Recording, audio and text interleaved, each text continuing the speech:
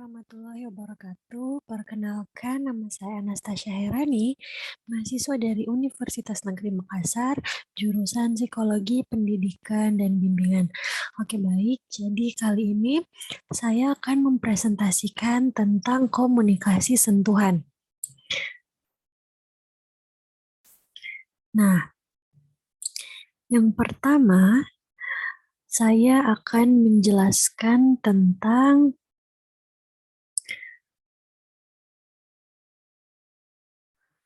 penjelasan dari komunikasi sentuhan itu sendiri.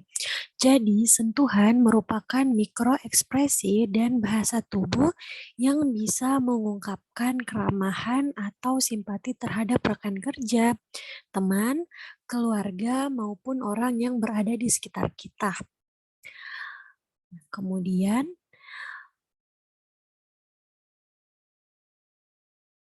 sentuhan juga merupakan salah satu jenis komunikasi nonverbal. Jadi, komunikasi sentuhan itu sendiri dapat kita kategorikan dalam komunikasi nonverbal ya. Nah, sentuhan itu bisa digunakan untuk mengomunikasikan berbagai emosi, misalnya seperti kasih sayang, keakraban, dan simpati. Sentuhan yang dilakukan oleh wanita dan pria biasanya memiliki arti yang berbeda. Jadi wanita itu cenderung menggunakan sentuhan untuk menunjukkan perhatian dan kasih sayang. Nah, sedangkan pria biasanya menggunakan sentuhan untuk menegaskan kekuasaan atau kendalinya atas orang lain. Nah, jadi kita dapat melihat perbedaan antara sentuhan yang dilakukan oleh perempuan dan laki-laki. Jadi terdapat perbedaan yang signifikan. Nah, berikut ini adalah bentuk dari komunikasi sentuhan. Yang pertama yaitu persahabatan dan kehangatan.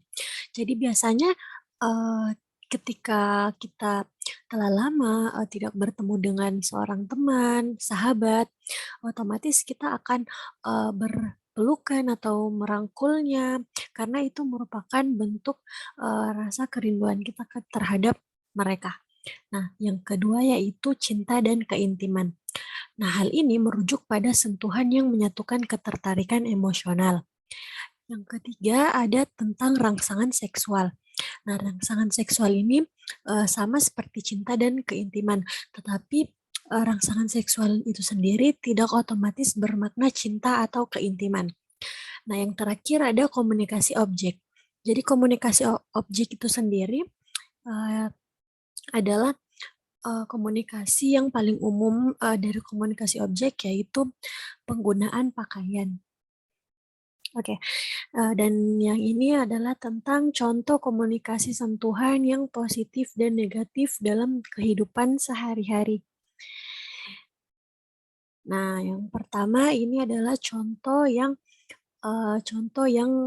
positif ya, yaitu bersalaman atau berjabat tangan dengan seseorang.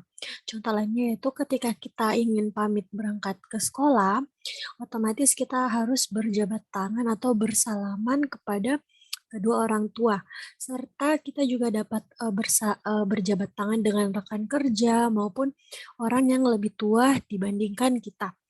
Nah, yang kedua yaitu ini juga termasuk contoh komunikasi yang positif ya, yaitu menepuk bahu teman saat memanggil. Jadi komunikasi contoh ini menepuk bahu teman itu adalah contoh komunikasi yang positif dalam kehidupan sehari-hari. Lalu yang ini adalah contoh komunikasi sentuhan yang bersifat negatif ya, karena merupakan tamparan dan pukulan. Jadi biasa ketika seseorang sedang memiliki konflik atau bertentangan dengan seseorang, mereka dapat bermain tangan sampai-sampai dapat ini dapatlah terjadi tamparan pada pipi kita. Jadi sentuhan komunikasi sentuhan seperti itu adalah komunikasi sentuhan yang bersifat negatif karena dapat melukai diri orang lain. Beserta juga ini pukulan. Pukulan juga itu termasuk bentuk komunikasi sentuhan yang negatif karena dapat merugikan kita dan orang lain. Nah, yang berikutnya tentang komunikasi yang negatif yaitu, dorongan dan pelecehan seksual. Jadi di kalangan remaja atau maupun orang dewasa itu sudah banyak, terjadi pelecehan-pelecehan seksual yang di mana pelakunya itu menyentuh bagian intim korban. Nah, itu merupakan contoh komunikasi sentuhan yang negatif karena, itu merupakan hal yang menimbulkan hasrat ataupun kerugian bagi orang yang mengalaminya. Nah, dorongan itu sendiri seperti ketika kita, eee, sama seperti ketika kita memiliki konflik dengan orang lain, sehingga kita menimbulkan perkelahian, otomatis dorongan itu ketika terjadi dorongan, itu juga merupakan, sentuhan, yang bersifat negatif. Oke, jadi mungkin sekian itu saja yang dapat saya sampaikan pada kesempatan kali ini. Lebih dan kurangnya mohon dimaafkan. Wassalamualaikum warahmatullahi wabarakatuh. Semoga, info yang saya sampaikan, materi yang saya berikan dapat bermanfaat bagi kita semua. Terima kasih.